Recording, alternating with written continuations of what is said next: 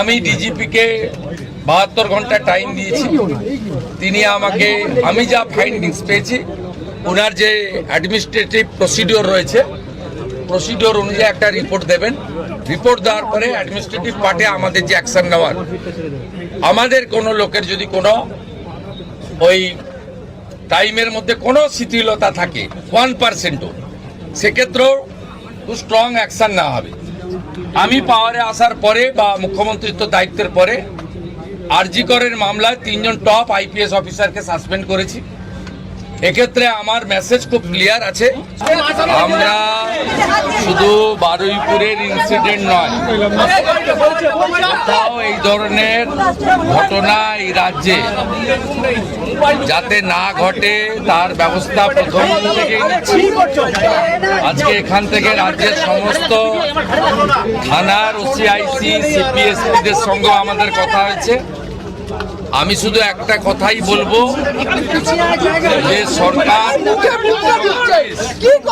এক্ষেত্রে যা করার করছে, এবং আমার সঙ্গে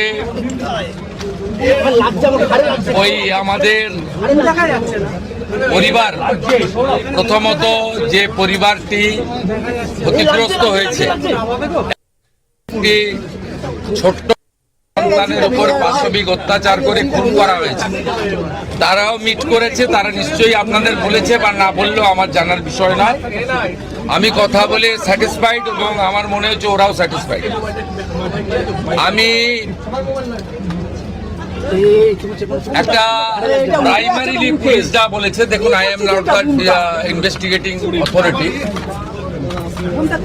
মব লিঞ্চিং করে যাকে পিটিয়ে মারা হয়েছে ইন্দ্রজিৎ মণ্ডল, উনিও ইনোসেন্ট। পুলিশ আমাকে যা বলেছে এটা আমার কথা নয়। তার পরিবারের সঙ্গে আমি মিট করেছি, তিনিও জাস্টিস পাবেন। যত পুলিশের গাড়ি ভেঙেছেন, রেল লাইন উপড়েছেন, প্রায় অ্যাপ্রক্স 200 আইডেন্টিফাইড হয়েছে, প্রত্যেককে অ্যারেস্ট করা হবে, একটা লোককেও ছাড়া হবে না। অসংখ্য ধন্যবাদ মাননীয় মুখ্যমন্ত্রীকে যে তিনি এই মর্মান্তিক ঘটনার তিনি এত শক্ত স্টেপ নিয়েছেন, তার জন্য ওনাকে আন্তরিকভাবে সাধুবাদ জানাই। এবং আজকে একটা জিনিস পরিষ্কার হয়ে গেল যে এই মর্মান্তিক ঘটনার পেছনে পুলিশেরও কিছু দুর্বলতা ছিল, এবং সঙ্গে স্থানীয় বাসিন্দারা যে ওখানকার প্রভাবশালী একজন বিজেপি নেতার কথা বলছিলেন, সেই বিষয়টাও কিন্তু আজকে মুখ্যমন্ত্রীর বক্তব্যের মধ্য দিয়ে পরিষ্কার হয়ে গেল যে স্থানীয়রা যে অভিযোগটি করছিলেন সেই অভিযোগটি সম্পূর্ণ ঠিক। শুধু মাত্র বারুইপুরের এই ঘটনা নয়, মুখ্যমন্ত্রীর কাছে সকল রাজ্যবাসীর পক্ষ থেকে আমিও পশ্চিমবাংলার রাজ্যবাসী, আমিও মুখ্যমন্ত্রীর কাছে আবেদন রাখব, শুধু বারুইপুর নয়, এছাড়াও রাজ্যের যে সকল এই নৃশংস ঘটনাগুলি হয়েছে, সম্পূর্ণ ঘটনার দৃষ্টান্তমূলক শাস্তি হোক, এবং রাজ্যে যেন এইটি উল্লেখ থাকে যে রাজ্যে যারাই এই ধরনের জঘন্য অপরাধ করবে তাদের শাস্তি যেন দৃষ্টান্তমূলক হয়। এটাই মুখ্যমন্ত্রীর কাছে আমাদের আবদার থাকবে বা মুখ্যমন্ত্রীর কাছে আমাদের দাবি। যেখানে প্রশাসন, পুলিশ কোনো রাজনৈতিক দলের হয়ে কাজ করবে না, পুলিশ কাজ করবে সংবিধানের অধীনে, পুলিশ কাজ করবে জনগণের হয়ে।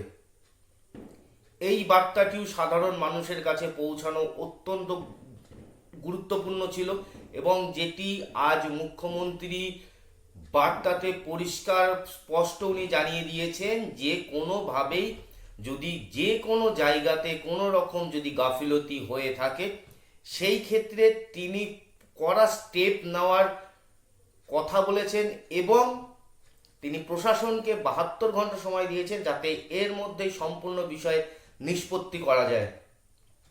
আবারও মাননীয় মুখ্যমন্ত্রীকে সাধুবাদ জানাচ্ছি যে উনি এত সুন্দর একটি কঠোর সিদ্ধান্ত নিয়েছেন এবং এই সিদ্ধান্তটি নেওয়া দরকার শুধু বারুইপুর আবারও শুধু বারুইপুর গোটা রাজ্যের জন্য যেন এটি একটি দৃষ্টান্তমূলক শাস্তি হয়ে ওঠে, যেন আগামী দিনে রাজ্যের যে কোনো প্রান্তে কোনো লোক বা কেউ যেন এই ধরনের অপকর্ম করতে 5 বার চিন্তা ভাবনা করে। এই বিষয়টা নিয়ে আপনারা কি ভাবছেন? মাননীয় মুখ্যমন্ত্রী যে তার স্টেটমেন্টটা দিয়েছেন, আপনারা সেই স্টেটমেন্টটা দেখেছেন। এই বিষয়টা নিয়ে আপনাদের মতামত অবশ্যই কমেন্ট বক্সে লিখে জানাবেন। আর এই ভিডিওটি যদি ভালো লেগে থাকে তাহলে অবশ্যই আমাদের চ্যানেলটিকে সাবস্ক্রাইব করে আমাদের সঙ্গে থাকুন। সকলে ভালো থাকুন, সুস্থ থাকুন, দেখা হবে আবার একটি নতুন ভিডিওতে।